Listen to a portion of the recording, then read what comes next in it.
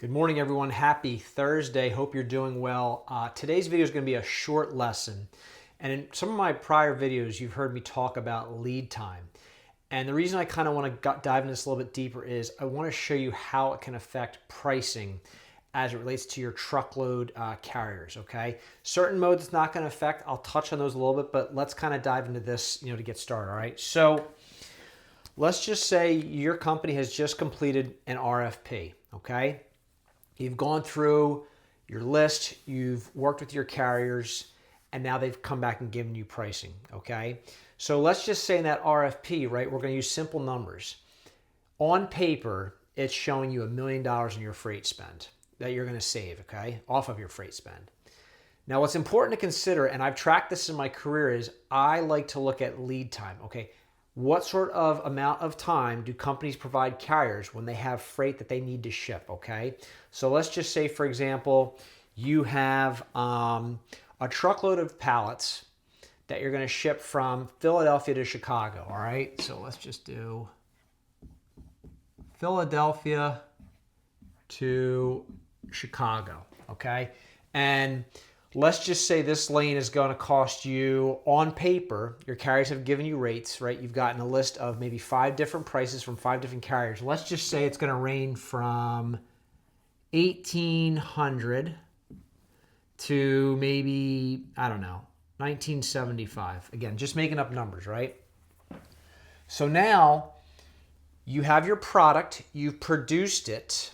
The customer calls and said, hey, I need you to get this here to me sooner. We're going to have production lines shut down. What can you do? Okay. So now, as opposed to maybe giving these carriers 72 hours notice, right? 72 hours to plan to get their equipment ready to know where they need to be. You're giving them 24 hours. Okay. Now, that price where the first carrier has given you, more than likely, he might not have the availability because you're giving him short lead time. And he says, you know what? I can't do it. My truck's not going to be back in your region until a certain day, so I'm not available.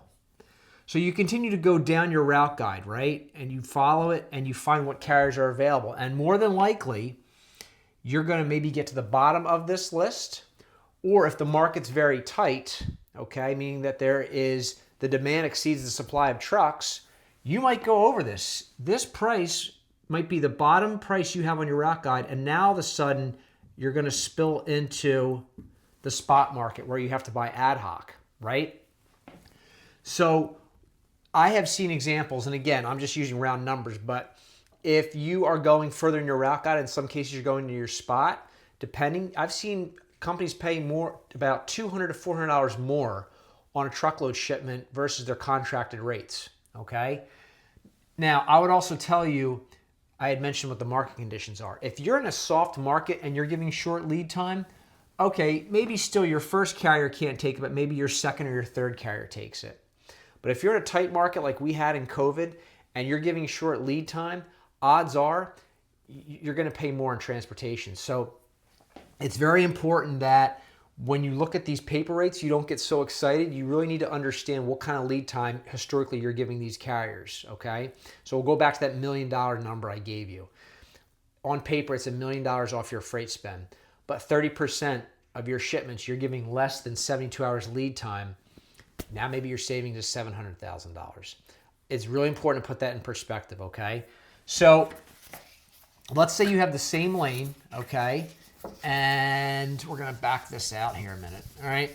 And let's just say you're going to ship maybe 4 pallets of product from Philadelphia to Chicago. So you're going to ship that LTL, right? And let's just say customer comes to you, same thing, and says, hey, we really need this product.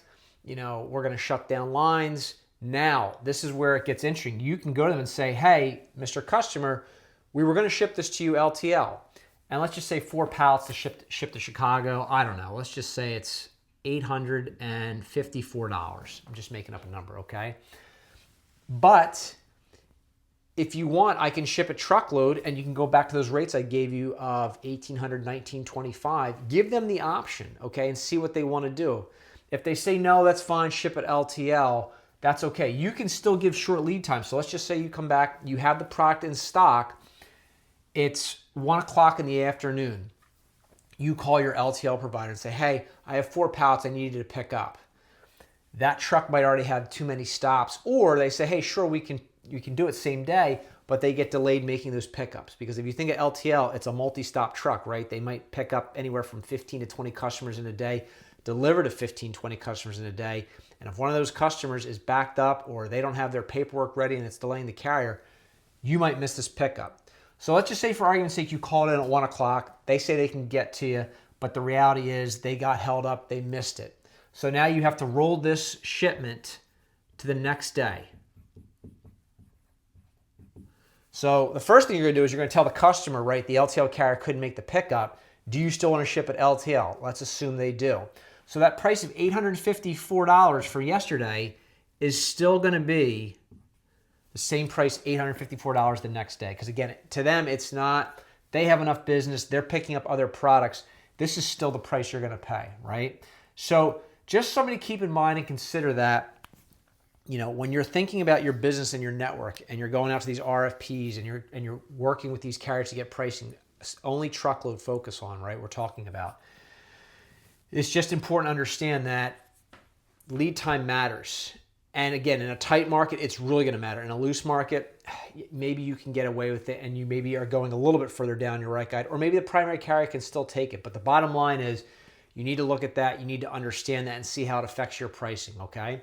So I appreciate you guys watching. Short lesson today on lead time. Don't forget to subscribe and like, guys. Thank you.